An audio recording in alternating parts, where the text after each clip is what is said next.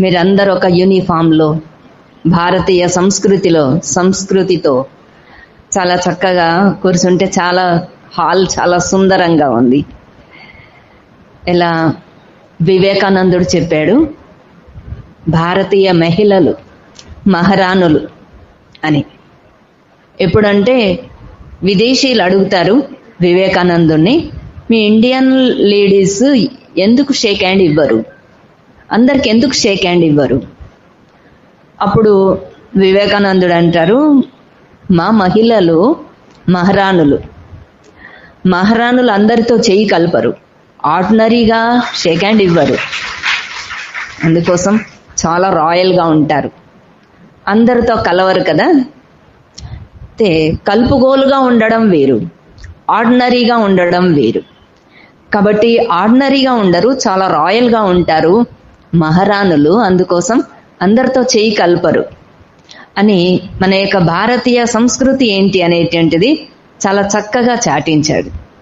అలా మన యొక్క వేషధారణ ఎలాంటిది అంటే ఇతరులు దండం పెట్టే విధంగా ఉండాలి, ఆ విధంగా చాలా పూజనీయంగా గౌరవించబడే విధంగా ఉండాలి. అంతేకాని ఏదో ఫ్యాషనబుల్గా తయారవుతే హుందాగా కనపడం, ఆకర్షణీయంగా ఉండం. ఇప్పుడు మనకంతా నలుపు తెలుపు దీంట్లో అవసరం లేదు, సామాన్యంగా లేడీస్ అంటే చాలు, నల్లగున్నారా తెల్లగున్నారా, పొడవు ఉన్నారా పొట్టి ఉన్నారా, అదే ఆలోచన, అదే గుర్తింపు. ఎవరు నల్లటమ్మాయ తెల్లటమ్మాయ, ఇప్పుడు మనం అది మర్చిపోవాలి. ఎందుకంటే అది దేహభ్రాంతి. స్కిన్ సౌందర్యం కొద్ది కాలం కోసం మాత్రమే ఉంది. చిన్నప్పుడు చిన్నపిల్లల్ని అడిగితే ఏమడుగుతారు? బాగా చదువుతున్నావా, బాగా చదువుకో, మంచిగా చదువుకోవాలి, ఎలా చదువుతున్నారు. కొంత పెద్ద పెరిగిన తర్వాత మంచిగా సెటిల్ అయ్యారా, కొంత పెద్ద పెరిగిన తర్వాత మీ కోడలు ఎలా ఉన్నారు, బాగున్నారా, నలుపా తెలుపా. ఇంకా కొద్ది కాలం మిమ్మల్ని అడుగుతారు? మంచిగా సెటిల్ అయిపోయారా, ఎంత సంపాదిస్తున్నారు. ఇంకా కొంచెం పెద్ద పెరిగిన తర్వాత అంటారు, ఆరోగ్యం ఎలా ఉంది, ఆరోగ్యం జాగ్రత్త. అంటే ఎంతకాలం ఉంటుంది అది జీవితంలో? ఆ సౌందర్యం టెంపరరీ కదా. కాబట్టి ఇప్పుడు దాన్ని చూసేది లేదు. అది స్కిన్ సౌందర్యం. ముఖం చాలా సుందరంగా ఉండొచ్చు, కానీ కోపం వస్తే అబ్బో జీవితంలో వీళ్ళ ముఖం చూడొద్దని అనుకుంటారు కదా. మరి అలా అంటే ఆంతరిక సౌందర్యం మనలో ఉండాల్సింది గుణ సంపద. స్త్రీలు అసలు గుణ సంపన్నులు. భూదేవికి ఉన్నంత సహనం ఉంది. కానీ చిన్న చిన్న మాటలకు ఇప్పుడు ఉలికి పడకండి. చిన్న చిన్న మాటలకు, చిన్న చిన్న అవమానాలకు, చిన్న చిన్న వాటికి హర్ట్ కాకండి. మ్యాంగో ఎలా ఉంటుంది? మామిడి పండు పైన చూస్తే చాలా స్వీట్నెస్, మృదువుగా ఉంటుంది, ఆంతరికంగా టెంక చాలా హార్డ్ ఉంటుంది. అలా మనం ఎంత కోమలంగా ఉండొచ్చు, శారీరకంగా బలహీనంగా ఉండొచ్చు, కానీ మానసికంగా మాత్రం చాలా గొప్ప ఆత్మస్థైర్యం, ఆత్మవిశ్వాసం మనలో అలాంటి శక్తి స్వరూపం. అనేక రకాల మానసిక శక్తులు ఉన్నాయి. కాబట్టి మనం దేనికి కుంగిపోకూడదు, దేనికి బెదిరిపోకూడదు, దేనికి చలించకూడదు. నిశ్చింతగా కావాలి. ఎప్పుడు చింతలు, చికాకులు, అనారోగ్యం వీటి బారిన పడకుండా చాలా నిశ్చింతగా ఉండాలి, హ్యాపీ మూడ్లో ఉండాలి, హెల్దీగా ఉండాలి. హెల్దీ, వెల్దీ, హ్యాపీ లైఫ్ కావాలి మనది. దానికోసం మనస్సునెప్పుడు కూడా పాజిటివ్గా మార్చాలి, మనస్సునెప్పుడు దృఢంగా ఉంచాలి, నిశ్చింతగా కావాలి. మన యొక్క గుణాలు ఏవైతే ఉన్నాయో సద్గుణాల రాశి, అలాంటి సుందరత మనలో, శాశ్వతమైన సుందరతను మనం మన యొక్క సౌందర్యాన్ని కాపాడుకోవాలి. సదా ముఖం పైన చెరిగినటువంటి చిరునవ్వుతో ఉండాలి. అలా ఉంటే ఏమవుతుంది? ఇల్లంతా ప్రశాంతంగా ఉంటుంది. ఒక్కసారి ఇంట్లో ఎప్పుడైనా కోపం వచ్చేసింది అనంటే ఏమవుతుంది? ఇల్లంతా అశాంతి. వర్క్ ప్లేస్ లో, ఆఫీసులో ఎవరికైనా ఒక్కరికి కోపం వచ్చిందంటే మొత్తం వర్క్ ప్లేస్ లో అందరికీ టెన్షనే. ఒక చోట ఉండి మనం ఎలాంటి వాతావరణాన్ని తయారు చేస్తున్నాం? నీటిలో ఒక రాయి వేస్తే దాని తరంగాలు మొత్తం వ్యాపిస్తాయి. అలా మనం ఒక చోట ఉన్నామంటే మన చుట్టూ ఉన్నటువంటి వ్యక్తులు, వాతావరణం, అట్మాస్ఫియర్ అంత కూల్గా, కామ్గా, ప్రశాంతంగా అయిపోవాలి. ఆ విధంగా మనం కూల్గా, కామ్గా, ప్రసన్నంగా కావాలి. అలా ప్రసన్న వదనం ఉండాలి. అప్పుడు మన యొక్క సుందరత అది చెరగనటువంటిది. ఒక్కసారి ఒక రాజేంద్ర ప్రసాద్ విదేశాలకు వెళ్ళినప్పుడు ఆయన అడుగుతారు, మీ ఇండియన్స్ అందరు నల్లగా ఉంటారు, అందరు ఎగతాళి చేస్తారు, మీ ఇండియన్స్ నల్లగా ఉంటారు, మీ ఇండియన్స్ నల్లగా ఉంటారు, నీవు నల్లగా ఉన్నావని అంటే అప్పుడు తాను ఏమంటాడంటే, నిజంగానే మేము ఎలా భగవంతుడు రొట్టెలు చేస్తున్నప్పుడు కొన్ని రొట్టెలు ఏమయ్యాయట, కాల్చుతూ ఉంటే కొన్ని పచ్చి పచ్చిగా చేశారట. ఇలా ఉండకూడదు, ఇంకా కొంచెం మంచిగా ఉండాలనేసి కొంత కాల్ చేస్తే మాడి మసి అయిపోయాయట. అరే అలా ఉండకూడదు, ఇలా ఉండకూడదని మధ్య రకంగా కాలుస్తే చక్కగా తయారయ్యాయట.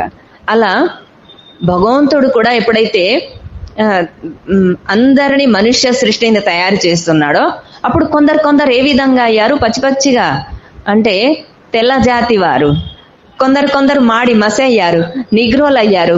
మా ఇండియన్స్ మాత్రం చాలా మంచిగా చామన ఛాయగా చక్కగా ఉన్నారు అని అన్నారట. దాన్ని అంటారు అది ఆత్మవిశ్వాసం. అంతేకాని అయ్యో నన్ను అన్నారు అని కుంగిపోలేదు, మింగుతూ బాధపడలేదు. అలా ఒకవేళ నువ్వు ఏం బాగున్నావు, ఎలా ఉన్నావు, ఏం చేశావు అని అంటే కుంగిపోకూడదు. ఎవరైనా ప్రశంసిస్తే ఓహో అని పొంగిపోకూడదు. కాబట్టి ఎప్పుడు పొంగిపోకుండా మైండ్ చాలా బ్యాలెన్స్ లో ఉండాలి. కాబట్టి మన యొక్క మైండ్ ఏ విధంగా కావాలి, చాలా కూల్ గా కామ్ గా కావాలి.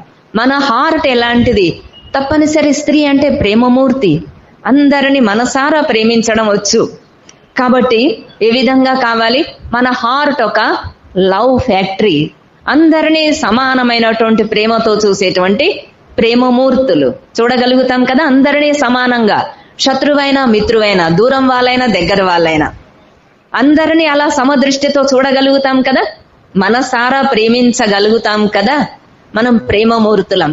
స్త్రీ అంటే ప్రేమ స్వరూపం, శక్తి స్వరూపం, శక్తి అవతారం, దేవి అవతారం కదా. లక్ష్మి, దుర్గా, అంబ, సరస్వతి వాళ్ళందరూ స్త్రీలు కదా, అసుర మర్దనులు కదా. వాళ్ళని ఎవరినైనా ఏమైనా అంటారా అబలలు, దుర్బలులు అని అంటామా? శక్తి అవతారం. అలా మనం దుర్గుణాలను సంహరించేటువంటి శక్తి అవతారం. కాబట్టి దేనికి బలహీనత అనేటువంటిది, ఇన్ఫీరియారిటీ అనేది, హర్ట్ కావడం, ఫీల్ కావడం, ప్రతిదానికి టచ్ మీ నాట్, చిన్న మాట అంటే అలిగి ఏడ్చి కూర్చొని రాత్రింబవళ్ళు చింతిస్తూ నిద్రాహారాలు మానేసి సాధింపులు చేసి అలా కాకుండా మనం ఏ విధంగా ఉండాలి, ఏది జరిగినా కానీ దాని క్షణంలో ఏ విధంగా మరిచిపోవాలంటే అది నీటి మీద గీతలాగా. నీటి మీద గీత గీస్తే ఎంతసేపు ఉంటుంది, దాన్ని ఏం చేస్తాం, ఒక్కొక్కసారి ఇసుక పైన గీత, అది కాదు రాయి పైన గీతలాగా. అమ్మో జీవితంలో మర్చిపోలేను మర్చిపోకండి. ఏమవుతుంది, భారం అవుతుంది. అది ఏ విధంగా దీన్ని పట్టుకొని చెప్పండి అంటే 5 నిమిషాలు పట్టుకుంటాం, 10 నిమిషాలు పట్టుకుంటాం, గంట పట్టుకుంటాం. అది ఎంత, అదేం బరువులా, టన్నులా? ఒక రోజంతా పట్టుకోండి అంటే మోయలేనంత బరువు. అలా మనం జీవితం అంతా ఎన్ని పట్టుకొని వేలాడుతూ ఉన్నాం, ఎన్ని మాటలు, ఎన్ని విషయాలు, ఎన్ని సమస్యలు, ఎన్ని ప్రాబ్లమ్స్ పట్టుకొని వేలాడుతూ ఉన్నాం. దాంతో ఏమవుతుంది, మనసు భారం అవుతుంది కదా. కాబట్టి మనసు భారాన్ని పెంచుకోకండి. ప్రతి రోజు భగవంతుడికి అర్పించేసేయండి. ప్రతి రోజు డిలీట్ చేస్తాం కదా, లేకుంటే హ్యాంగ్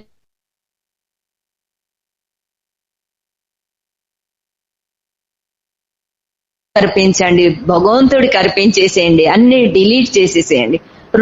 రోజు మైండ్ ఖాళీ ఫ్రెష్ గా భగవంతుడికి అర్పించేసేయండి.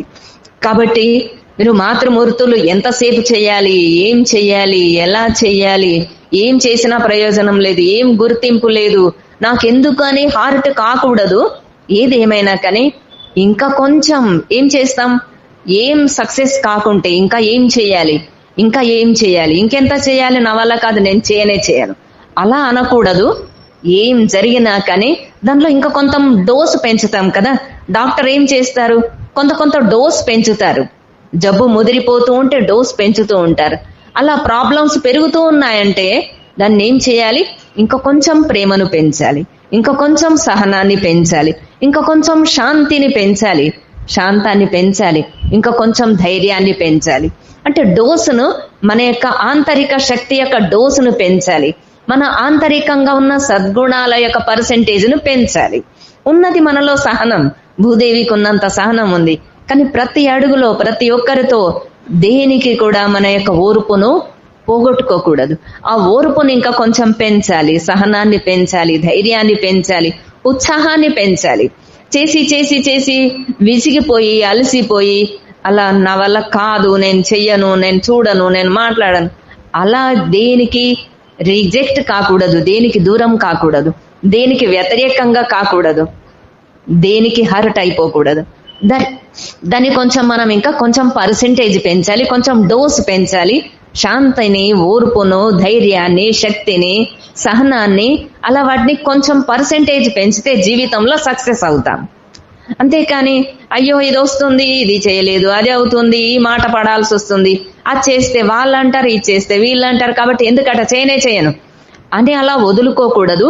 ఏదేమైనా కానీ మనలో అలాంటి గుణాల యొక్క పర్సెంటేజ్ పెంచినప్పుడు ఏమవుతుంది, తప్పనిసరి సక్సెస్ అవుతాం. కాబట్టి మనలో ఉన్నటువంటి ఆంతరిక గుణాల యొక్క పర్సెంటేజ్ను పెంచాలి, ఆంతరిక శక్తిని పెంచాలి. ఆ విధంగా మనలో ఉన్నటువంటి శాశ్వతమైన సౌందర్యం ఏదైతే ఉందో అది మన యొక్క సద్గుణాలే, మన యొక్క సౌందర్యం. కాబట్టి ఎప్పుడు ఇతరులతో పోటీ పడకుండా, పురుషులంతా సంపాదిస్తున్నారు వాళ్ళతో కాంపిటీషన్ ఎందుకు, ఒక రకం విశేషం ఉంటుంది, ఒకరి ప్రత్యేకత ఒకటి, ఒకరి ప్రత్యేకత ఒకటి. సృష్టిలో అందరం భిన్నంగా ఉన్నాం. ఒక చేతికి ఉన్నటువంటి ఒక వేలి ముద్ర మొత్తం ప్రపంచంలో ఉన్న ఏ ఒక్క వేలి ముద్రకు సాటి కాదు, సరిపోదు, మ్యాచ్ కాదు. ఒకరి తలపైన ఉన్నటువంటి ఒక్క వెంట్రుక మొత్తం ప్రపంచంలో ఉన్న ఏ ఒక్క వ్యక్తికి కూడా ఒకటి సరి కాదు. అలా ఒకటి కూడా మ్యాచ్ కాదు. ఒకరి ముఖం ఒకరికి ఎవరికి మ్యాచ్ కాదు. మొత్తం ప్రపంచంలో ఒకరి కళ్ళు ఇంకొకరి కళ్ళకు సాటి లేదు. అందుకోసం మహాత్ముల యొక్క గోళ్ళు లేక జుట్టు వాటిని దాచిపెట్టేస్తారు. ఎవరికి సాటి కాదు. మనకు సాటి ఇంకొకరు లేరు, యూనిక్. అలాంటప్పుడు మనం ఇతరులతో పోటీ పడటం ఎందుకు? వాళ్ళకంత శాలరీస్, నాకింత, వాళ్ళకింత, పురుషులు ఇలా, స్త్రీలు ఇలా, వాళ్ళకెక్కువ, మాకు అధికారాలు ఉంటాయి. కానీ దానికి ఎందుకు? మనలో ఉన్నంత సద్గుణాలు దానికి సాటి ఇంకొకరు లేరు. కాబట్టి ఆ సద్గుణాల పర్సెంటేజ్ పెంచేద్దాం.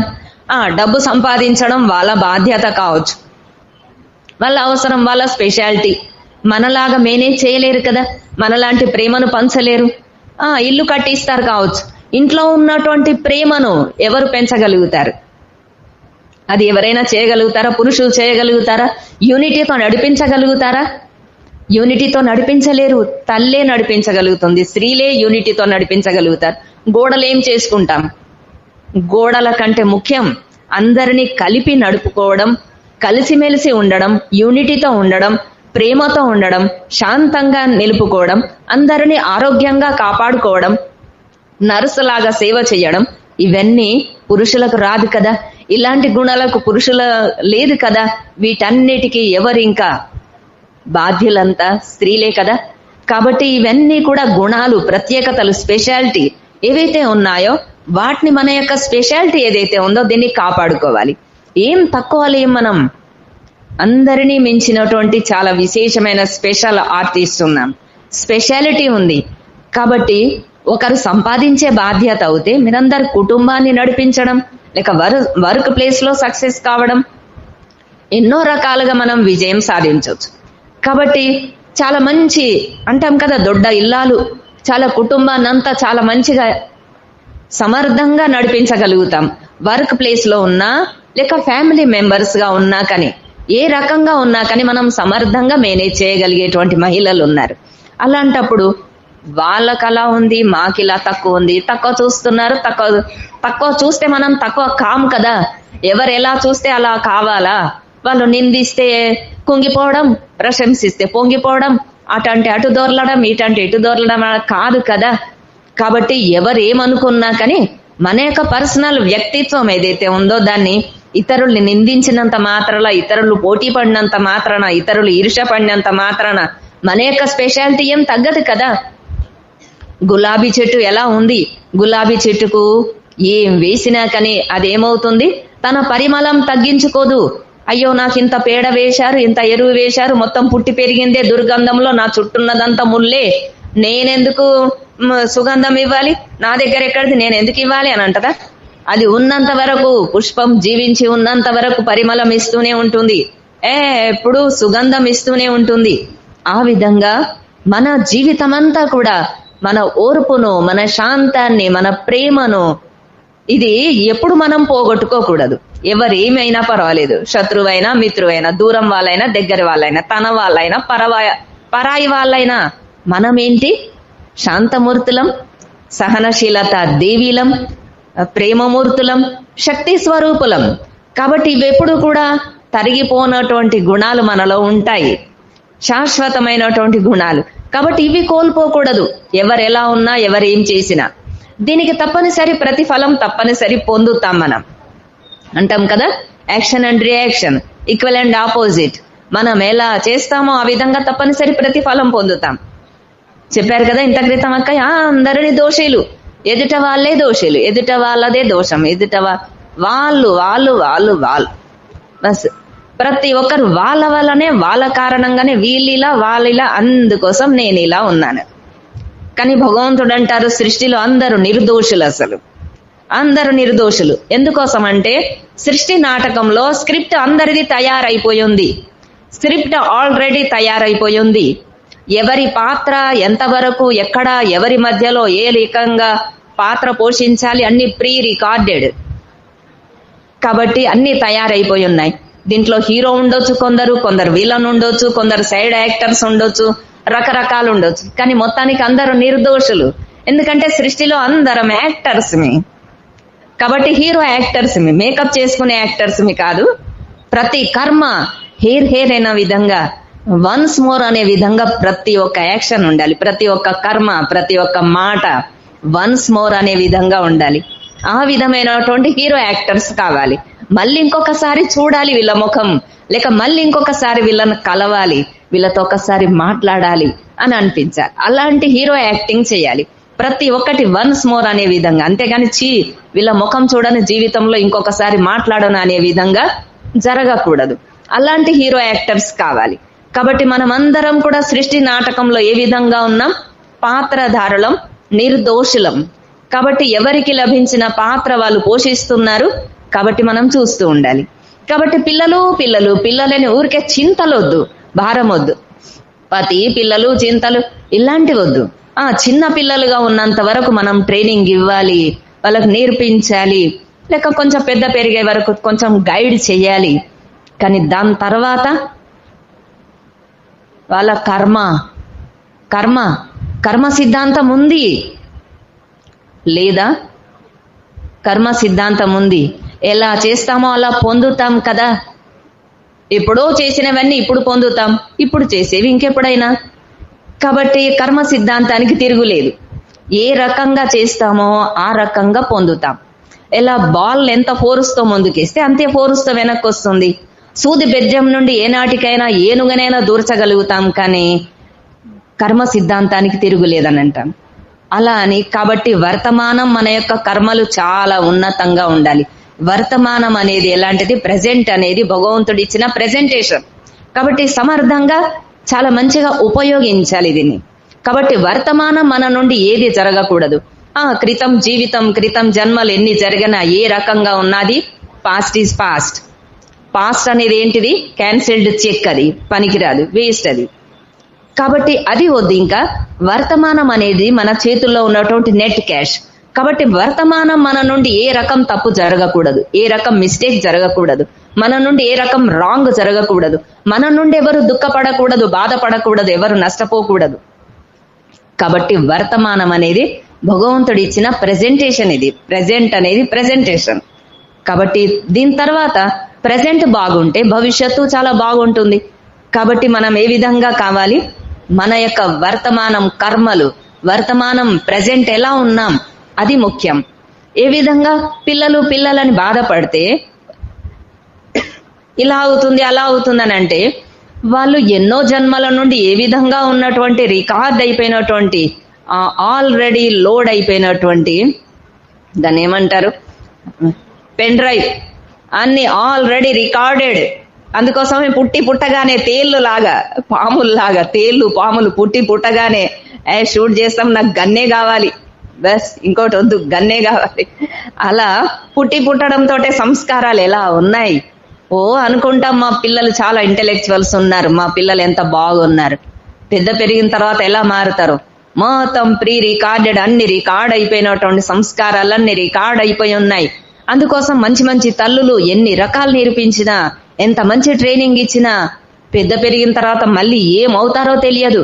అయ్యో మా జీవితంలో, మా కుటుంబంలో, ఇంట వంట వంశంలో ఇక్కడ లేని పిల్లలు ఇక్కడ ఉన్నారు అనేసి అంటాం. ఎందుకోసం అంటే జన్మ జన్మల కర్మలన్నీ రికార్డ్ అయిపోయినటువంటి వాళ్ళు ఎక్కడి నుండో వచ్చారు, మళ్ళీ ఎక్కడో వెళ్ళిపోతారు. అలా జన్మ జన్మలవన్నీ రికార్డ్ అయిపోయి ఉన్నాయి. కాబట్టి ఒక్క కుటుంబంలో ఉన్న వాళ్ళు కూడా నలుగురు ఉంటే నలుగురు 4 విధాలుగా ఉంటారు. ఎందుకంటే అందరి రికార్డింగ్ వేరువేరుంది. కాబట్టి సృష్టి నాటకంలో అందరిది వెరైటీ పాత్రధారులు, అందరం వెరైటీ ఉన్నాం. అయినా కానీ చాలా యూనిటీతో కలిసి నడిపించేటువంటి కలుపుగోలుగా ఉండేటువంటి సామర్థ్యం స్త్రీలకు మాత్రమే ఉంది. అలాంటి కలుపుగోలుగా ఉండేటువంటి నేచర్ కేవలం స్త్రీలకు మాత్రమే ఉంది. అందరినీ కలుపుకోగలుగుతాం. కాబట్టి ఆ నేచర్ను ఇంకా కొంచెం మనం ఇంప్లిమెంట్ చేయాలి, కాపాడుకోవాలి దాన్ని. కాబట్టి అలాంటి నేచర్ను, కలుపుగోలుగా ఉండేటువంటి నేచర్ను కాపాడుకోవాలి. ఏ విధంగా ఉన్నా ఏం చేస్తాం, అన్ని కలిస్తే ఏమవుతుంది, తబలా, హార్మోనియం, గిటార్ అన్నిటిని కలిపేస్తే చాలా మంచి సంగీతం తయారు చేయొచ్చు. నా ఇష్టం నా ఇష్టం నా ఇష్టం అని కొడితే ఏమవుతుంది, అమ్మో తల కొట్టుకోవాల్సి వస్తుంది. అలా నా ఇష్టం అని అనకుండా పర్వాలేదు మీ ఇష్టం, అలాగా ప్రతి దానికి యాక్సెప్ట్ చేయండి. ప్రతిదీ పోనీ నచ్చకున్నా పర్వాలేదు, కరెక్టే అని అంటే చాలు. అలా కరెక్ట్, చాలా బాగుంది, చాలా బాగుంది అని అంటే చాలు. నోటి మాటనే కదా అంటే చాలు. అలా మనం యూనిటీతో నడిపించగలుగుతాం. అలాంటి సామర్థ్యం ఉంది, యూనిటీ ఉంది, సహనం ఉంది, శక్తి సామర్థ్యాలు ఉన్నాయి, ప్రేమమూర్తులము. అయినా కానీ ఎందుకు సక్సెస్ కాం? వాటిని కొంచెం మన యొక్క స్పెషాలిటీ ఏదైతే ఉందో, ఆ గుణ సంపద ఏదైతే ఉందో దాన్ని ఇంకా కొంచెం పర్సెంటేజ్ను పెంచాలి, ఇంకా కొంచెం డోసును పెంచాలి, వాటిని నిలుపుకోవాలి, వాటిని కాపాడాలి.